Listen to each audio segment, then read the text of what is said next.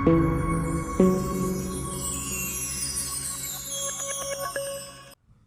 everyone, welcome to a class of bookkeeping and accountancy. जुलाई 2022 का paper कर रहे हैं. क्वेश्चन बोर्ड पेपर है विद सोल्यूशन रहेगा. ये बोर्ड के पेपर प्रैक्टिस करेंगे तो इंशाल्लाह हमारा अभी जो 2024 में बोर्ड का पेपर आएगा बहुत ही सिंपल जाएगा. क्वेश्चन पेपर मार्किंग स्कीम के साथ डिस्कस करेंगे, सोल्यूशन के साथ डिस्कस करेंगे. सो जुलाई 2022 with solution book keeping accountancy 80 mark का पेपर है. 3 घंटा आपको बोर्ड एग्जाम में मिलता है. फर्स्ट क्वेश्चन है आपका 20 मार्क का. ऑब्जेक्टिव है, objective A B C D रहेगा. सो पहला है डू यू एग्री और disagree with the following statement. Just write the answer, सिर्फ आंसर लिखे. Financial statement includes only balance sheet. तो फाइनेंशियल स्टेटमेंट में बैलेंस शीट भी है, इनकम एंड एक्सपेंडिचर भी है. तो this statement is disagree. Simply answer लिखना है आपको. 1A लिख के 1 disagree. The person in whose favour the bill is endorsed is known as endorsee. ठीक है, एग्री हम लोग कंडीशन से. Retiring partner is not entitled to share in general reserve and accumulated profit. Disagree because retiring partner जब तक काम करेगा उस ड्यूरेशन का इसको जनरल रिजर्व या जो भी प्रॉफिट है उसको देना पड़ेगा. सो ये स्टेटमेंट डिसएग्री है. Income and expenditure account is a nominal account. यहाँ लिखा है रियल, तो ऑब्वियसली आप क्या करोगे, डिसएग्री लिखोगे. Partnership firm is a trading concern. Agree. Partnership firm अगर ये सर्विस कंसर्न या नॉट फॉर प्रॉफिट बोलता तो डिसएग्री. तो आप आंसर लिख लें इसका. मार्किंग स्कीम के साथ बात कर रहे हैं, आगे चलेंगे हम लोग. क्वेश्चन 1B है मोस्ट अप्रोप्रिएट मल्टीपल चॉइस है. अ portion in which the continuing partner get the share of retiring partner. Retiring partner का शेयर आएगा यानी गेन रेशो. आंसर दिया हुआ यहाँ पे, डिस्कस कर रहे हैं. Partnership is complete dissolve when the partner of the firm became insolvent. है ना, सॉल्वेंट रहेगा तो कंपनी बंद ही नहीं होगी. क्रेडिटर डेटा से कोई लेना देना है नहीं.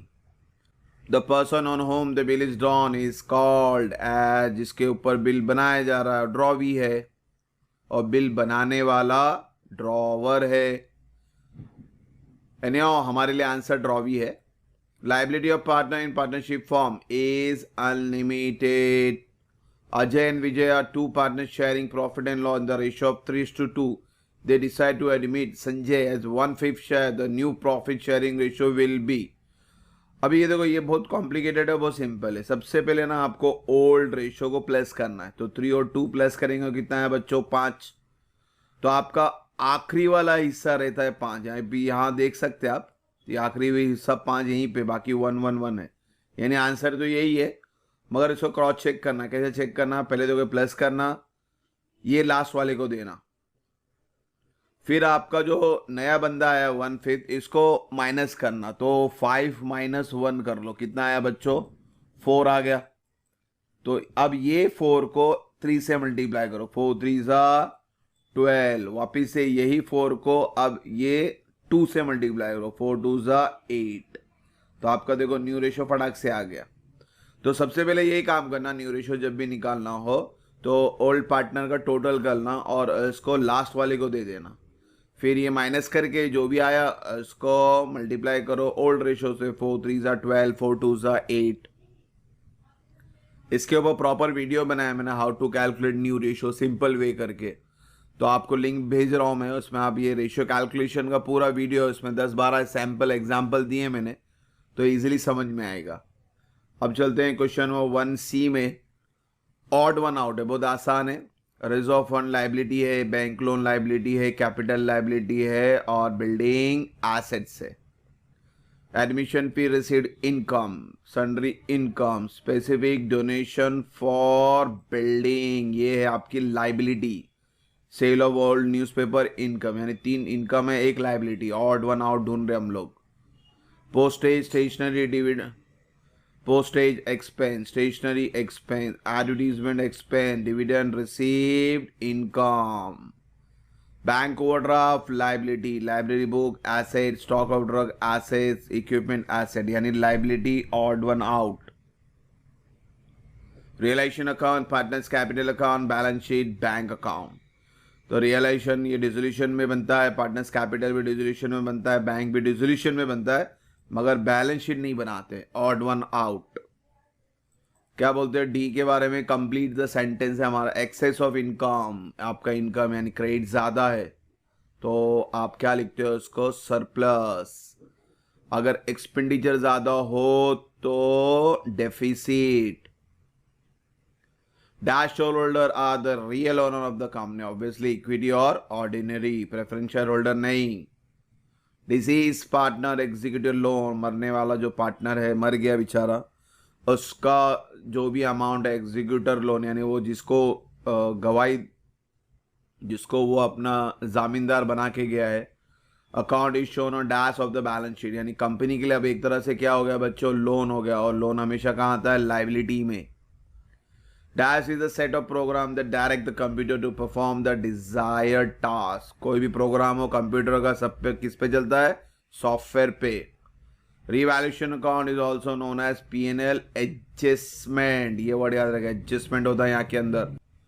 एसेट्स और लाइबिलिटीज का इंक्रीज डिक्रीज हम एडजस्ट यही करते हैं रिवैल्यूएशन में। तो ये आपका ऑब्जेक्टिव पार्ट हुआ बच्चों, तो पूरा अटेम्प्ट करें, ध्यान से करें, और हो सके तो डायरेक्ट आंसर लिखे, कोई इशू नहीं है। हाँ, जब तक कि रीराइट वर्ड नहीं आता है, देखो यहाँ डिसएग्री एग्री है तो यहाँ पे डायरेक्ट आंसर लिख सकते हैं, मल्टीपल है, रीराइट वर्ड आ रहा है, देखो यहाँ रीराइट सेंटेंस है तो आप पूरा क्वेश्चन एज इट इज लिखे, अब यहाँ आंसर नहीं लिखना, पूरा स्टेटमेंट लिखना। तो इस पर ध्यान देना बोर्ड एग्जाम में। Find the odd one out, ये भी डायरेक्ट लिख सकते हैं आप। Complete the sentence, sentence complete करने का आ रहा है यानी यहाँ पे भी आपको पूरा स्टेटमेंट लिखना पड़ेगा। और लास्ट में बच्चों प्लीज आपके आंसर को हाईलाइट करो, अंडरलाइन करो। बहुत से बच्चे हाईलाइट नहीं करते बोर्ड एग्जाम में, एग्जामिनर के बाद टाइम होता नहीं है और उसको दिखाई नहीं दिया फट फट करके वो फिर रॉन्ग कर देगा। तो अपने आंसर को हाईलाइट करो। अब जा रहे क्वेश्चन नंबर 2, एडमिशन और रिटायरमेंट। पहले बात करेंगे एडमिशन की। एडमिशन में यहाँ पे देखो दो पार्टनर हैं, old the share profit and loss, old ratio है 6:4 है, तो आप इसको 3:2 बना सकते हो डायरेक्टली। कॉमन रेशियो आता है 3:2। ये सब में देखो करंट अकाउंट बोला यानी कैपिटल सीधा का सीधा लाइबिलिटी में चले जाएगा और आपको करंट अकाउंट बनाना पड़ेगा। और फिर नॉर्मली सब है एसेट्स वाले एसेट्स में चल लेके जाओ, क्रेडिटर लाइबिलिटी में जाएंगे। कैपिटल के साथ रिजर्व फंड होता तो पार्टनर्स कैपिटल में जाता, मगर यहाँ करंट अकाउंट का सम है तो कैपिटल लाइबिलिटी में जाएगा। और जितने भी एडजस्टमेंट होंगे जो कैपिटल से रिलेट करते थे तो सबको सब आप करंट अकाउंट में डालना है, इसको यहीं पे फर्क है, ध्यान देना। एडमिशन हो रहा है रविंद्र का और उसका फ्यूचर शेयर है 1/4, अच्छी बात है। एडमिशन का टाइम दो चीज़ें होती है, एक तो कैपिटल लेके आता है भाई साहब और क्या लेके आता है, गुडविल। कैपिटल आ रहा है cash bank account debit to Ravindra यानी कैश बैंक में डेबिट यानी यहाँ प्लस हो जाएगा, एंड में बताऊंगा मैं आपको, मगर ये ध्यान देना। तो कैश में कैपिटल प्लस किया हमने 36,000 का, और एक चीज़ है उसने गुडविल भी ला रहा है 12,000 की, तो 12,000 की गुडविल भी प्लस भी होगी और साथ में आपको 50% गुडविल विड्रॉन हो रहा है यानी माइनस भी करना है 50%। तो 36 12,000 प्लस 36 प्लस 12 माइनस 6, तो ये आपका कैश बैलेंस जो डायरेक्टली बैलेंस शीट में जाएगा। और बाकी फिर स्टॉक देखना है आपको, स्टॉक क्या हो रहा है 60,000 है, न्यू वैल्यूएशन 60 है, पुरानी वैल्यू 49,200 यानी इंक्रीज हो रहा है, अप्रिशिएट हो रहा है। और डेटर हमेशा ये RDD तो माइनस करनी है, माइनस करेंगे। Building to be valued at 72,000, नई वैल्यू 72 है, पुरानी 60 यानी 12,000 का अप्रिशिएशन। मशीनरी फर्नीचर को डायरेक्टली बोल दिया कि भाई माइनस कर दो, ये माइनस प्लस याद रखना क्योंकि आपको रीवैल्यूएशन अकाउंट बनाना है। तो रीवैल्यूएशन अकाउंट में कौन डेबिट में जाएगा कौन क्रेडिट में जाएगा। तो होप सो क्वेश्चन ये बहुत सिंपल रहते हैं, इसमें ध्यान देना है न्यू कैपिटल गुडविल और सारे एसेट्स और लाइबिलिटी के बारे में चेक करना। हाँ कोई बच गया तो छोड़ देना, एसेट तो नहीं बचे, लाइबिलिटी के बारे में कुछ बोला नहीं है तो आप क्रेडिटर डायरेक्टली आउटर कॉलम में लिखेंगे। तो अब सोल्यूशन देख लेते हैं इसका। तो पहले देखो आपका रिवैल्यूएशन बनाया, इंक्रीज डिक्रीज वाला फॉर्मेट है, नहीं याद रहेगा तो ऐसा रफ में आप शॉर्टकट लिख के रखना, asset decrease liability increase debit में आएगा। शॉर्टकट में ऊपर लिख सकते हैं एसेट इंक्रीज और लाइबिलिटी डिक्रीज। तो ये फॉर्मेट आपको समझ में आता है। एसेट इंक्रीज लिखा है यहाँ पे, बिल्डिंग है, स्टॉक है। डेटर डिक्रीज हुआ है, देखो एसेट आरडीडी माइनस करते हैं, मशीनरी डेप्रीशिएट हुआ, डिक्रीज हुआ है, इसको समझना।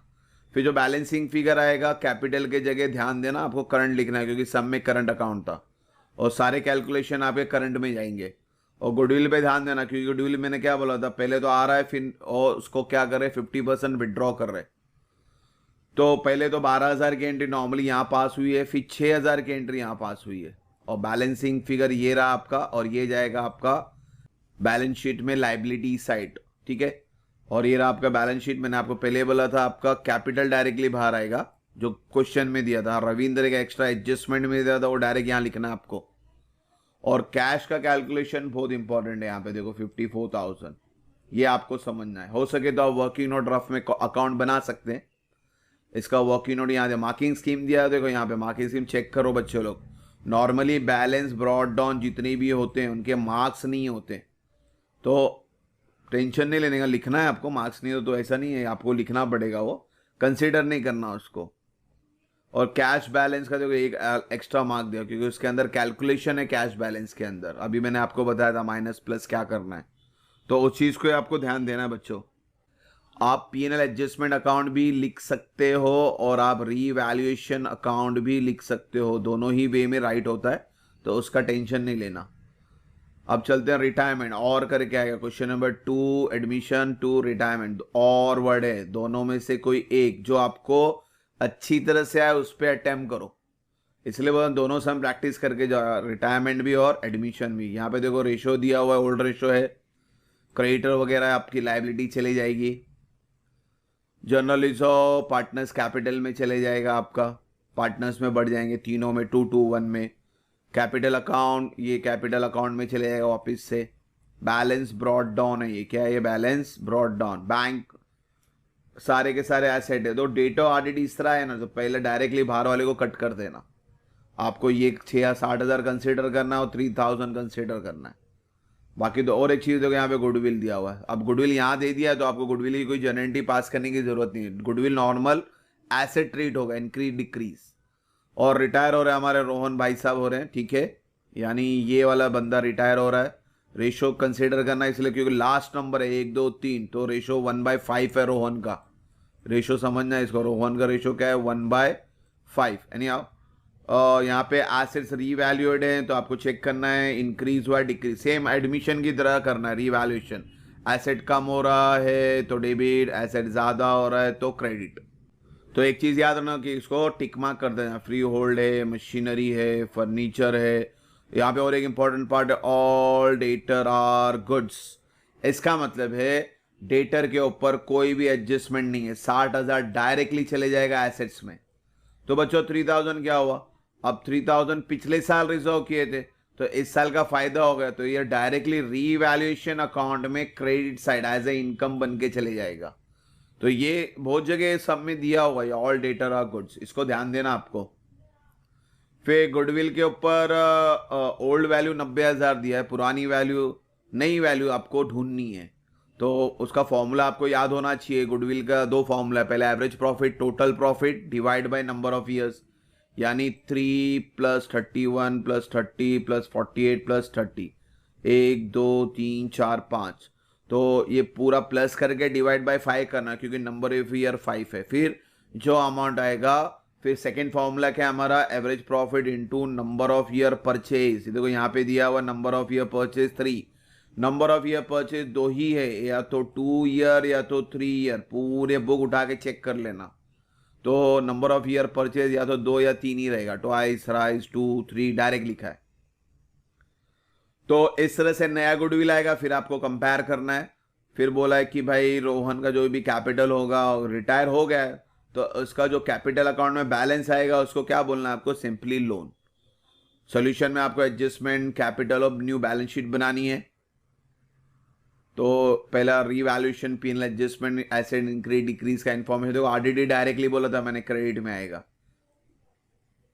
और फिर गुडविल का कैलकुलेशन है, बाद में देखते हैं अभी। फिर आपका बैलेंसिंग फिगर आया 1,500, ये तीनों पार्टनर में आपको शेयर करना है और यहाँ पे शिफ्ट करना है डेबिट वाला क्रेडिट में, इसको याद रखें। फिर then your balancing figure, 2 balancing figure है क्योंकि अभी बोला था रोहन रिटायर हो रहा है तो उसके बैलेंस को क्या बोलना है, लोन, ये भी लाइबिलिटी में ही जाएगा, नो इश्यू। और जो सोहन और मोहन के बैलेंस बच रहे हैं 126 और 96, ये भी बैलेंस शीट में जाएगा बट एज अ कैपिटल जाएगा, लाइबिलिटी साइड ही जाएगा बट एज अ कैपिटल। देखो यहाँ पे लिखा है उन्होंने, ये कैपिटल बन गया और रोहन का लोन 48,300। बाकी कोई एडजस्ट, क्रेडिटर वगैरह पे एडजस्टमेंट नहीं, डायरेक्ट बाहर लिख दो। डेटर पे भी कोई एडजस्टमेंट डायरेक्ट बाहर, जिसमें है अप्रिशिएट डेप्रिशिएट माइनस प्लस करें। गुडविल में यहाँ पे देखो, गुडविल उन्होंने कैलकुलेट करके बताया आपको। यहाँ पे पहला फॉर्मूला टोटल प्रॉफिट करें, divide by number of years, 142,500 divide by 5, ये आया। फिर average profit into number of year purchase का फॉर्मूला, ये याद रखना, थ्राइस और ट्वाइस दो ही रहता है। ये आपकी नई कीमत है और पुरानी कीमत कितनी थी, 90,000, तो कीमत क्या हो रही है, कम हो रही है आपकी, तो इसलिए यहाँ पे देखो रिड्यूस वैल्यू लिखा है, ज्यादा होती तो इंक्रीज लिखते। अब बच्चों आगे हम लोग क्वेश्चन नंबर 3 की तरफ। डिसोल्यूशन है, इसके अंदर भी ऑप्शन है, या तो डिसोल्यूशन अटेम्प्ट करो या तो बिल्स ऑफ एक्सचेंज, जो आपको कन्वीनियंट है, आपको समझ में आ रहा है वो अटेम्प्ट करें। क्वेश्चन एक बार दोनों ही पढ़ लेना, डिसोल्यूशन भी पढ़ लेना और बिल्स ऑफ एक्सचेंज भी पढ़ लेना, तो जो कन्वीनियंट रहेगा इस पर पहले सॉल्व करना। तो शीतल कंचन है, रेशो दिया हुआ इक्वल 1:1, दो ही पार्टनर है। डिसोल्यूशन में आपको देखो यहाँ पे इन्होंने हेडेक दे दिया, जर्नल पास करना है, लेजर नहीं बनाना है बच्चों, लेजर नहीं बोला है, जर्नल ही बोला है सिर्फ, तो भी आपको रियलाइजेशन अकाउंट बनाना नहीं पड़ेगा क्योंकि जर्नल में आपको बैलेंसिंग फिगर ढूंढना होता है। As well as partners capital भी बनाना पड़ेगा क्योंकि पार्टनर्स कैपिटल का भी बैलेंस चाहिए रहता है। और डिसोल्यूशन की जर्नलिटी बहुत सिंपल है। पहली बात तो जितने भी अकाउंट बनाते हैं हम लोग, realisation, partners capital, cash bank, तो देखो अभी ये cash bank to balance brought down बनता है, यानी इसकी जर्नलिटी नहीं आएगी। कैपिटल भी क्या होता, balance brought down, credit side में लिखते हैं। तो जितने बैलेंस ब्रॉड डाउन है उनकी जर्नलिटी पास नहीं करनी, बाकी पहला पूरा एसेट्स को पास करेंगे। ये सारी एंट्री हम लोग रियलाइजेशन अकाउंट में डेबिट साइड लिखते हैं, तो your journal entry comes to realisation account debit to, सारे 2 डाल देना, यानी बिल, रिसीवेबल, स्टॉक, डेटर, ये सब लिख देना 2 करके, तो एक एंट्री मुकम्मल हुई। फिर रिजर्व फंड कहाँ जाता है हमारा, पार्टनर्स कैपिटल में क्रेडिट साइड, तो जर्नलिटी क्या बनी, reserve fund account debit to Sheetal capital, to Kanchan capital. Then your liability creditor और बिल्स पेबल, ये हम लिखते हैं रियलाइजेशन अकाउंट में क्रेडिट साइड, तो जर्नलिटी क्या बनी, creditor account debit, bills payable account debit to realisation. तो कॉन्सेप्ट समझे कि जर्नलिटी में है तो किसकी जर्नलिटी पास नहीं करनी, बैलेंस वाले की, बाकी सबकी एंट्री पास करनी, सिंपल है। एसेट्स की भी आपको ध्यान देना है, एसेट्स की एंट्री पास करनी, एसेट्स रियलाइज है, पैसा आ रहा है, तो cash bank account debit to realisation account, इसके लिए अलग से एंट्री नहीं बनानी है, तो सिंपल एंट्री पास करनी, cash account debit to realisation account, पूरा प्लस करके एक साथ लिखना आपको। Kanchan agree to take over the building, building Kanchan लेके जा रही है, यानी Kanchan capital account debit to realisation account. आप जर्नलिटी में ध्यान दें तो हर एक जगह रियलाइजेशन आ ही रहा है, पक्का आ रहा है वो, आपको सिर्फ देखना है कि कैश बैंक यूज करना है या पार्टनर्स कैपिटल। जैसा पहले एंट्री में नाम नहीं था तो मैंने कैश बैंक टू रियलाइजेशन लिखा, अब दूसरी एंट्री में पार्टनर्स का नाम है तो कंचन टू रियलाइजेशन। फिर शीतल भी है, शीतल एग्री कर रही है, फर्नीचर को लेके जा रही हैं, तो शीतल कैपिटल टू फर्नीचर। लास्ट में एक्स्ट्रा एंट्री रहती है रियलाइजेशन एक्सपेंस और डिसोल्यूशन एक्सपेंस, ये हमेशा रहेगा, हर सब में रहेगा, एक्सपेंस यानी पैसा जा रहा है, तो realisation account debit to cash bank. ये पूरा होने के बाद आपको फिर 2 अकाउंट बंद करने हैं, रियलाइजेशन अकाउंट और पार्टनर्स कैपिटल अकाउंट। क्यों बंद करने, क्योंकि उनके बैलेंस की भी जर्नलिटी पास करनी है। रियलाइजेशन में क्या आता है, प्रॉफिट और लॉस, देखो यहाँ पे एंट्री सब लिखी है उन्होंने, रियलाइजेशन टू ऑल एसेट्स, फिर liability to realisation, reserve fund to capital, और जो हमने पूरा एसेट एक साथ बेचा था पहली एंट्री वाली ये। फिर कंचन और शीतल ने फर्नीचर और कुछ बिल्डिंग लेके गई थी, कंचन कैपिटल, अलग भी लिखेंगे तो अच्छा है, बेटर है आप अलग लिखो, एक साथ मत लिखो, कंचन कैपिटल टू रियलाइजेशन अलग से लिखो, शीतल कैपिटल टू रियलाइजेशन। फिर लास्ट में लास्ट एडजस्टमेंट था हमारा एक्सपेंस का, तो रियलाइजेशन टू कैश। अब ये जो दो एंट्रियां हैं, ये इसके लिए आपको सबसे पहले तो रियलाइजेशन अकाउंट बनाना पड़ेगा, उसका बैलेंसिंग फिगर आएगा, प्रॉफिट और लॉस जो भी है, यहाँ पे लॉस हुआ है, जो भी आप बनाएंगे रफ में वो बनाना पड़ेगा आपको, तभी जाके ये आंसर मिलेगा आपको 18,660। तो इसलिए आपको रियलाइजेशन अकाउंट बनाना है। सेम वे आपको पार्टनर्स कैपिटल भी अकाउंट बनाना है, क्योंकि सेटलमेंट कैसे मालूम पड़ेगा, तो पार्टनर्स कैपिटल अकाउंट को भी आपको रफ में बनाना है, तब जाके आपको बैलेंसिंग फिगर मिलेगा, फिर उसकी जनरेटी बनेगी। तो ये दो चीज के लिए आपको लेजर बनाना कंपलसरी है, भले उसके मार्क्स नहीं है, वरना आपको ये बैलेंसिंग फिगर आएगा ही नहीं। है बैलेंसिंग फिगर लाने के लिए आपको रफ में बनाना पड़ेगा। देखो इन्होंने एक रियलाइजेशन अकाउंट बना के दिया हुआ है एग्जाम्पल के तौर पर, तो ये बैलेंसिंग फिगर लाने के लिए आपको ये अकाउंट बनाना पड़ेगा। तो same way cash bank partners capital बंद करेंगे तो ही जाके ये कैश बैंक बैलेंस आएगा। तो ये चीज़ को ध्यान देना। आपको डिसोल्यूशन आया तो आपको जर्नलिटी भी पूछ सकता है, लेजर भी पूछ सकता है। लेजर पूछा तो सिंपल है, जर्नलिटी पूछा तो आपको लेजर भी बनाना है, जर्नल भी बनाना। देखो यहाँ पे बता दिया मैंने, रियलाइजेशन भी बनाना पड़ रहा है, क्या पार्टनर्स कैपिटल भी बनाना पड़ रहा है, सिर्फ कैश बैंक नहीं बना रहे हम लोग।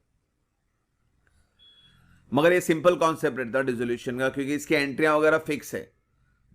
इसके कंपेयर में बात करेंगे बिल्स ऑफ एक्सचेंज, तो इसमें नंबर्स का बहुत हेडेक होता है। नंबर्स में कहीं ऊपर नीचे हुआ, डेज में ऊपर नीचे हुआ, तो पूरी एंट्री रॉन्ग होती है। तो अब बात कर लेते हैं हमारा और क्वेश्चन नंबर 3 का, और है बिल्स ऑफ एक्सचेंज। तो सबसे पहले बिल्स ऑफ एक्सचेंज जब शुरू करें तो बॉटम में जाके चेक करें कि क्वेश्चन क्या मांगा है। जर्नलिटी मांगी है in the books of Sandhya, ये क्वेश्चन का एक पार्ट है। सेकेंड पार्ट है Vidya account in the books of Sandhya, यानी लेजर भी मांगा है इसमें। तो पहले आपको जर्नलिटी बनानी संध्या के बुक में, और संध्या कौन है, ड्रॉवर है, ड्रॉ चेक करें। विद्या एक्सेप्टेड बिल 36,000 ड्रॉन बाय संध्या, जो बिल ड्रॉ करता है वो ड्रॉवर होता है, यानी आपको जर्नलिटी पास करनी है ड्रॉवर के बुक में। और ड्रॉवर की बुक की एंट्री बहुत सिंपल होती है, पहले बिल बनता है, एक्सेप्ट होता है, बिल ड्रॉन एंड एक्सेप्टेड। तो बिल बना और एक्सेप्ट हुआ, कितने का हुआ बच्चों, 36,000। तो एंट्री क्या बनी, बिल रिसीवेबल टू संध्या की विद्या। संध्या का बुक है तो याद रखना संध्या का नाम अब कभी भी नहीं लिखना। जर्नलिटी हम संध्या की बना रहे हैं तो हर जगह सिर्फ और सिर्फ किसका नाम आएगा, विद्या का। तो बिल रिसीवेबल टू विद्या। फिर ट्रांसफर की एंट्री आती, 3 ट्रांसफर होते हैं, या तो डिस्काउंट होता है, या तो एंडोस होता है, या तो बैंक फॉर कलेक्शन। ये चीज देखनी है आपको। यहाँ डिस्काउंट है तो डिस्काउंट की एंट्री पास करें। ट्रांसफर के बाद होता है रिन्यूअल, जिसकी 4 एंट्री होती है। आपको उसके लिए वीडियो देखना पड़ेगा हमारा, तो पूरे चैप्टर में मैंने क्लियर आइडिया बताया। रिन्यूअल की 4 एंट्री होती है। और फिर लास्ट में आपको अरेंजमेंट कैरी थ्रू बोला है, यानी कुछ भी नहीं है, क्योंकि रिन्यूअल की 4 एंट्री के बाद भी 3 और ऑप्शन आते हैं, new bill retire, new bill honour, और न्यू बिल में ड्रॉ भी इंसॉल्वेंट बन जाता है। तो यहाँ पे तो नहीं दिया हुआ है, तो कॉन्सेप्ट समझना। पहले ड्रॉवर आपने अभी संध्या के बुक में बनाया तो सब जगह विद्या का नाम लिखा है, और फिर लास्ट में आपको विद्या का लेजर भी बनाना है। तो अब जर्नलिटी दिखा दो आपको मैं, तो पहले देखो बिल रिसीवेबल टू विद्या, फिर डिस्काउंट की एंट्री। अब ये यहाँ से लेके यहाँ तक रिन्यूअल की एंट्री है, ये फिक्स रहती, 4 एंट्री आनी है। पहले डिसऑनर होगा, फिर पार्ट पेमेंट होगा, फिर इंटरेस्ट चार्ज, और ड्यू मतलब चार्ज होता है, फिर न्यू बिल ड्रॉन होता है। अब इसी के बेस पे आपको ना लेजर बनाना है विद्या का। ये भी आसान है, देखो ये कॉन्सेप्ट समझना, क्योंकि आपको जर्नलिटी में देखना है कहाँ कहाँ विद्या है। विद्या पहला क्रेडिट में है 36,000, तो हम यहाँ क्रेडिट में लिखेंगे 36,000, नाम उल्टा लिखेंगे बिल रिसीवेबल। फिर सेकेंड एंट्री में विद्या नहीं है, अच्छी बात है। थर्ड एंट्री में विद्या है, कौन सी साइड है बच्चों, डेबिट साइड, 36,000, तो आप डेबिट साइड लिखोगे 36,000, नाम उल्टा, यानी बैंक नाम है, बैंक लिख दो। फिर विद्या क्रेडिट में है, आप भी क्रेडिट जाओ, नाम लिखो कैश का। फिर विद्या डेबिट में है 1100, आप भी डेबिट लिखो, नाम उल्टा अपोजिट इंटरेस्ट लिख दो। फिर विद्या क्रेडिट में है, पास कर दो। देखो हमने सारी एंट्री पास की। अब इसमें क्या होता है ना, क्या ये आपका सेल्स का इंफॉर्मेशन सब में नहीं था, तो ये लेजर कभी भी टैली नहीं होगा। जब भी सेल्स और परचेज का इंफॉर्मेशन नहीं रहेगा तो आपका लेजर टैली नहीं होता है। और इसको क्लोज करने के बाद नॉर्मली हम लोग क्या करते हैं, बैलेंस कैरी डाउन बोलते हैं, मगर यहाँ पे आपको बैलेंस को बोलना पड़ता है ब्रॉड डाउन। क्यों? क्योंकि सेल्स का इंफॉर्मेशन दिया नहीं है और बिना सेल्स के तो बिल बना नहीं होगा, यानी पिछले महीने या पहले कभी सेल्स हो चुका है। तो इस वजह से जब आप इसको लेजर को बंद करोगे तो इसका बैलेंसिंग फिगर ऊपर लिखना है। तो यहाँ पे मेरा क्रेडिट साइड बढ़ा है, डेबिट साइड से माइनस किया तो बैलेंसिंग फिगर, और बैलेंसिंग फिगर बिल अमाउंट ही आना चाहिए। आपका बिल अमाउंट 36,000 था तो बैलेंसिंग फिगर भी 36 ही आना चाहिए। और इसको याद रखना ऊपर लिखना है और कैरिड डाउन नहीं लिखना बच्चों, ब्रॉड डाउन लिखना। तो अब चलेंगे हम लोग क्वेश्चन नंबर 4 की तरफ। बहुत ही सिंपल है और मेरा फेवरेट है ये, इश्यू ऑफ शेयर वाला। तो सबसे पहले आपने एप्लीकेशन कितने का मांगा और पब्लिक ने कितने का एप्लीकेशन आपको भेज दिया, ये चेक करना। तो एप्लीकेशन आया 1,20,000, यानी एप्लीकेशन की 2 एंट्री है, याद रखें। तो ये कैलकुलेशन में 1,20,000 होगा और रेट एप्लीकेशन का लगेगा, यानी ये दोनों एंट्री में मल्टीप्लाई बाय 2 करूंगा मैं। तो देखो पहला 1,20,000 इंटू 2, 2,40,000। अब मैंने एप्लीकेशन मांगा था 1,00,000 का, यानी मेरा शेयर कैपिटल, मेरी ज़रूरत है 1,00,000 की, यहाँ पे 1,00,000 लिख दो, ठीक है, 1,00,000। मगर पब्लिक ने एप्लीकेशन कितने का भेज दिया, 1,20,000 का, अच्छी बात है, ये भी लिख दो। और एक्स्ट्रा कितना आ गया बच्चों, 1,00,000 मांगे थे, 1,20,000 आ गया, 20,000 एक्स्ट्रा। और 20,000 जो एक्स्ट्रा आता है, एक्सेस आता है, उसका 2 कंडीशन रहता है, या तो आप रिजेक्ट करके पैसा रिफंड करते हो या तो आप प्रो रेटा बेस में शेयर अलॉटमेंट में ट्रांसफर करते हो। तो इस पे ध्यान देना आपको जब भी एक्सेस आएगा। तो यहाँ पे रिजेक्ट किया तो रिजेक्ट किया तो बैंक लिखना, और यहाँ पे अगर एडजस्ट विद प्रो रेटा शेयर अलॉटमेंट वर्ड आता तो यहाँ पे हम बैंक के जगह पे लिखते शेयर अलॉटमेंट। कितना एक्सेस शेयर आया बच्चों, 20,000। अब सिंपली देखो सबको 2 से मल्टीप्लाई कर दो, 1,20,000 इंटू 2, 1,00,000 इंटू 2, 20,000 इंटू 2, कैलकुलेशन हो गया। अब हम लोग सेकेंड एरिया में जाएंगे, अलॉटमेंट में। अलॉटमेंट का रेट क्या रहेगा, 4। अब ये थर्ड और फोर्थ एंट्री को आपको अब सबको 1,00,000 से मल्टीप्लाई करना है। तो 1,00,000 इंटू 4, इक्विटी शेयर अलॉटमेंट की 2 एंट्री है, ये भी इक्विटी शेयर अलॉटमेंट है, ये भी। पहला आपका अमाउंट हमेशा ड्यू रहता है, ये आपका जो नरेशन है, ये वर्डिंग याद रखो। पहला ड्यू लिखने का, फिर मनी रिसीव्ड लिखने का, पहले ड्यू फिर रिसीव्ड, 1,00,000 इंटू 4, ये हो गया। और इसके बाद फर्स्ट कॉल है, फर्स्ट कॉल की भी 2 ही एंट्री है, यहाँ पे भी 1,00,000 शेयर को आपको 2 इसका रेट से मल्टीप्लाई करना है, 1,00,000 इंटू 2, 2,00,000। नरेशन में कॉन्सेप्ट समझे, पहला ड्यू फिर रिसीव्ड, फिर फाइनल कॉल है, उसकी भी 2 एंट्री है, 1,00,000 शेयर है, इसका भी रेट 2 था, 1,00,000 इंटू 2। नरेशन, ये वर्डिंग याद होगा, फिर से बोल रहा हूँ मैं, ड्यू और रिसीव्ड वाला। तो इसके सामने जो आता है वो आता है आपका कंप्यूटर, और लिखा दो, ये सामने क्या आएगा आपको, कंप्यूटर आने वाला है। 8 मार्क का ये भी है, 8 मार्क का वो भी है। वो कॉन्सेप्ट सिंपल है, 8 ही एंट्री है एप्लीकेशन की 2। यहाँ पे ध्यान दे, वापस से बता दो, नंबर आपका 8 ही आ रहा है, एप्लीकेशन की 2 एंट्री है, और यहाँ पे नंबर ऑफ शेयर 1, 2, 3, 4 ही है। और कभी कभी क्या होता है 1, 2, 3 रख देता है, यानी आपका सेकेंड एंड फाइनल कॉल देता ही नहीं हो, या फर्स्ट कॉल नहीं देगा। यानी हमारा कॉन्सेप्ट ये 10 रुपये से मैच होना चाहिए, 2, 4, 6, 8, 9, 10, ये मैच रहेगा आपका। तो या तो 3 रहेंगे या तो 4 रहेंगे, 3 रहेंगे तो 6 एंट्री पास करना, 4 रहेंगे तो 8 एंट्री पास करना। इसमें 4 थे तो 4 एंट्री हमने पास की है। तो ये कॉन्सेप्ट सिंपल है बच्चों, मगर अब जब कंप्यूटर पे आते हो आप लोग और करके, तो इसमें फिर थियरी पार्ट आ गया। थियरी पार्ट में पूरा मार्क्स मिलते नहीं है, तो 8 में से 6 मिलेंगे अगर पूरा वर्ड टू वर्ड लिखा तो भी। तो better go for issue of share, बहुत सिंपल है, 8 ही एंट्री है, उसको याद करेंगे तो सिंपली वे याद होगा। चलते हैं आप बच्चों क्वेश्चन नंबर 5। इसका सोल्यूशन एक बार देख लो, अगर चाहिए तो स्क्रीनशॉट लेके आप इसका लिख सकते हैं या पढ़ सकते हैं। और एक है यहाँ पे 9 पॉइंट, 8 मार्क बोला है तो 9 पॉइंट लिखने का या 10 पॉइंट लिखने का। और यहाँ पे हर एक पॉइंट को आपको 1-1 मार्क मिलने वाले। क्या बोलते हैं अभी क्वेश्चन नंबर 5 के बारे में। 5 हमारा फेवरेट डेथ है ये, और डेथ के सामने और एक क्वेश्चन आता है, वो आपका फिनेंशियल स्टेटमेंट वाला चैप्टर है। यहाँ पे रेशो भी आ सकता है, यहाँ पे रेशो पूछा है। तो इसके अंदर 3 पार्ट है, एक तो रेशो है, एक तो कॉमन साइज भी पूछ सकता है वो, और तीसरा आपको कंपैरेटिव भी पूछ सकता है। तो ये इसको भी बच्चों अवॉइड करें, क्योंकि 3 कॉन्सेप्ट पढ़ने से अच्छा है कि सिंपली डेथ वाला चैप्टर कर लो। डेथ वाला एडमिशन रिटायरमेंट्स के जैसा ही होता है। तो और डेथ आसान इसलिए बोल रहा हूँ मैं क्योंकि इसमें ज़्यादा कुछ पूछता नहीं है।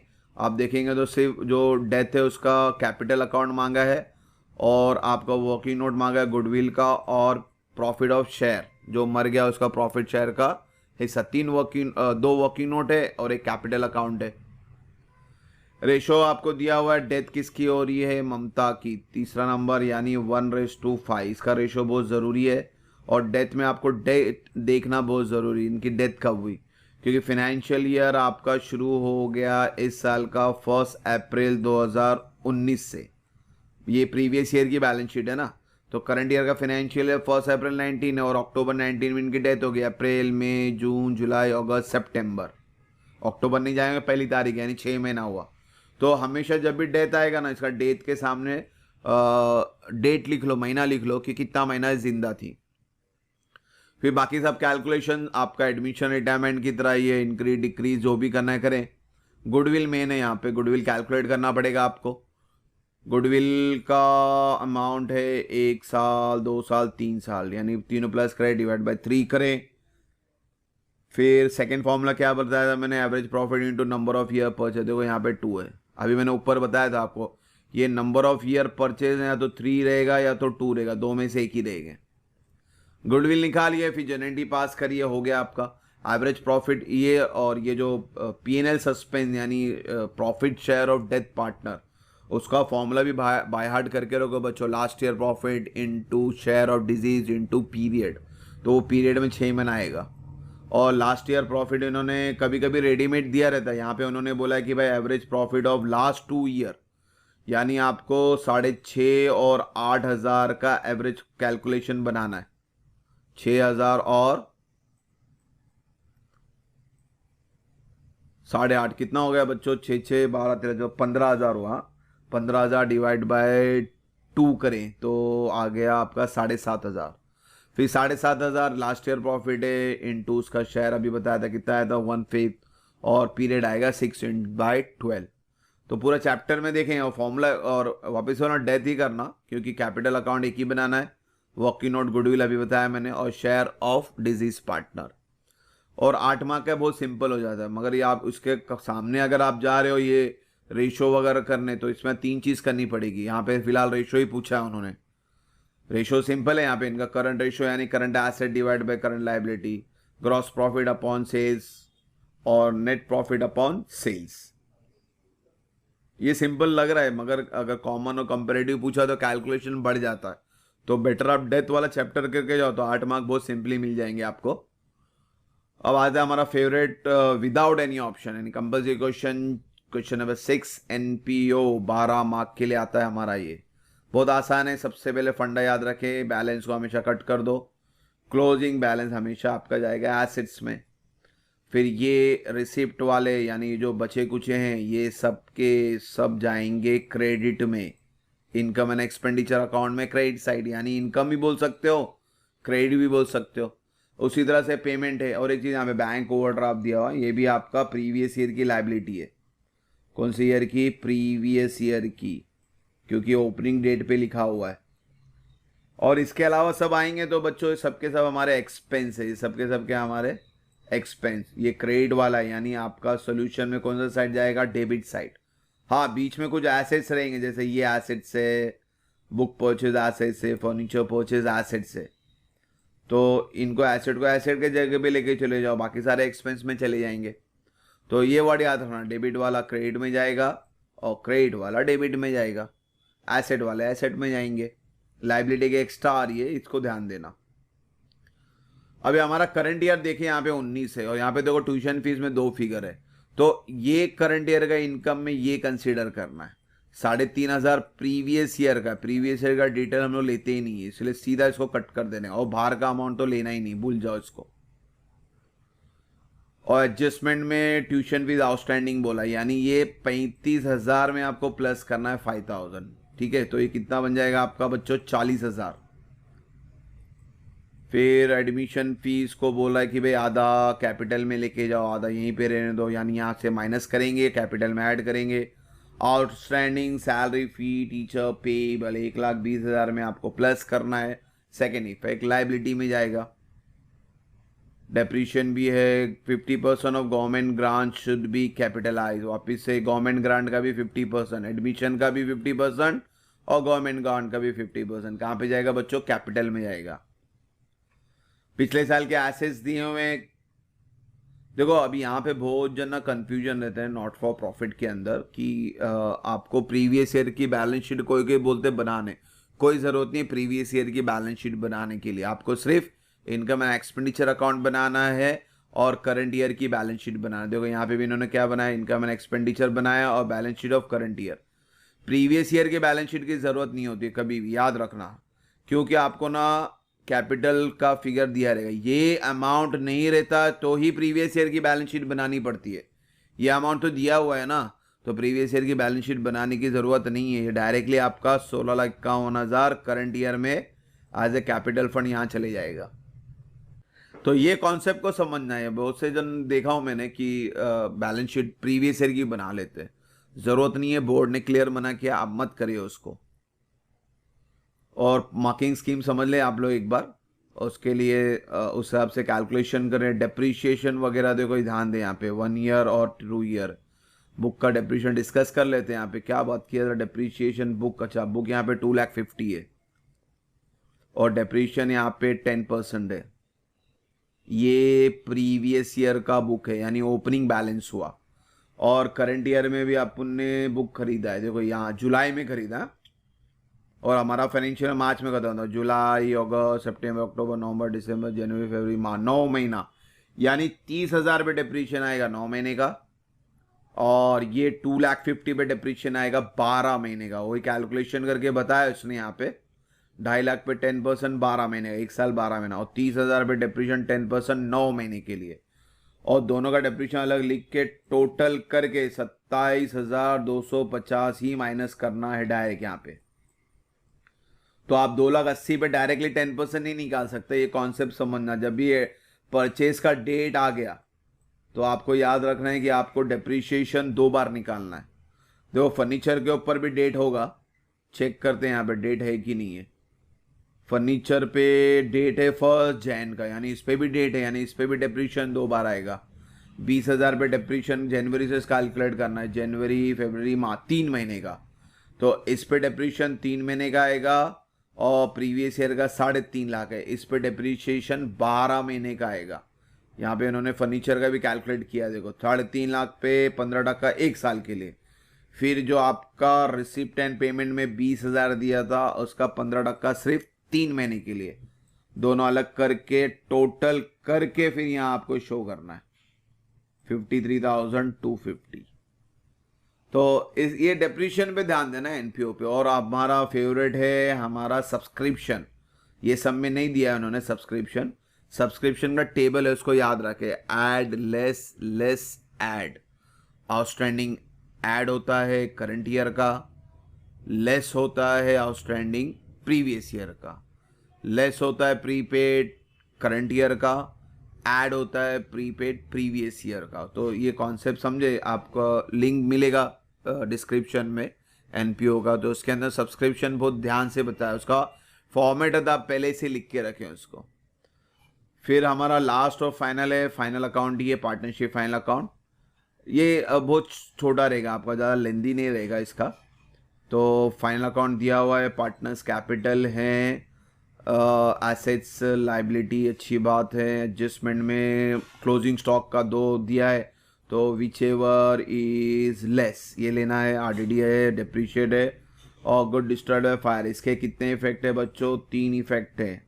जब क्लेम आ जाएगा डिस्ट्रॉयड बाय फायर के साथ क्लेम आए तो 3 इफेक्ट है। 8,000 जाएगा आपका ट्रेडिंग अकाउंट में, कितना जाएगा? 8,000। और एसेट्स में जाएगा आपका क्लेम कितना मिलने वाला है? 6,000। और जो लॉस हुआ है 8 में से 2 ही मिला, 8 में से 6 ही मिला, यानी 2,000 का लॉस हो गया। तो लॉस जाएगा प्रॉफिट एंड लॉस में। सिंपल समझ था, फाइनल अकाउंट में हेडेक ही नहीं, खाली एक आध एडजस्टमेंट जैसे यहाँ पे कुछ यूनिक दे देते हैं, वरना तो बच्चों याद रखो क्लोजिंग स्टॉक करके जाना है आपको, depreciation, new bad debt, new RDD, outstanding prepaid, ये इतना कॉमन करके जाए। और ये बैलेंस फाइनल अकाउंट है हमारा यहाँ पे लॉस आ रहा है, ध्यान देना इसको। फिर देखो यहाँ पे 2000 यहाँ पे आया है, 8,000 यहाँ आया है, और 6,000 आपका जाएगा बैलेंस शीट में। ये याद रखना, इंश्योरेंस कंपनी नहीं लिखना। बहुत से बच्चे इंश्योरेंस कंपनी लिखते हैं, तो कंपनी वर्ड नहीं आना चाहिए। इंश्योरेंस क्लेम रिसीवेबल या इंश्योरेंस क्लेम तक लिखो। तो इस तरह से हमारा फाइनल अकाउंट भी मुकम्मल होगा। मार्किंग स्कीम है बच्चे, उसको ध्यान से देखें और होप सो एक्सप्लेनेशन समझ में आया रहेगा। पेपर पूरा अटेम्प्ट करें, कोई भी पेपर में कोई भी क्वेश्चन छोड़ना नहीं है आपको। पहले जो आता है वो अटेम्प्ट करें, फिर जो नहीं आता या कम आता है उसको बाद में अटेम्प्ट करें, क्योंकि first impression is the last impression. तो टाइम वेस्ट नहीं करना, जो एंट्री आ रही है एंट्री पास करें। एडजस्टमेंट में कहीं अगर नहीं समझ में आ रहा है तो एडजस्टमेंट को स्किप कर दे, जगह छोड़ दे, वहाँ पे स्किप करके आगे जाएं, क्योंकि बीके में जितनी एंट्री करोगे उतने मार्क्स मिलेंगे। पोस्टिंग के मार्क्स होते हैं और कोई इंटरलिंक नहीं है कि एक रॉन्ग है तो सब रॉन्ग है, नहीं। एक आपने 5 एंट्री पास की, उसमें से 3 राइट है, 2 रॉन्ग है, तो 2 रॉन्ग के मार्क्स नहीं मिलेंगे, 3 राइट के तो मिलेंगे ना। उसमें कोई इंटरलिंक नहीं होता है। इसलिए बीके में, बुक कीपिंग में जितनी एंट्री हो सके उतनी एंट्री कोशिश करें पास करने के लिए। कॉन्सेप्ट सिंपल है, पूरा क्वेश्चन अटेम्प्ट करना है 80 में से 80, तो इजीली आप आराम से पास हो सकते हैं। तो होप सो बच्चों आपका एग्ज़ाम अच्छे से जाए।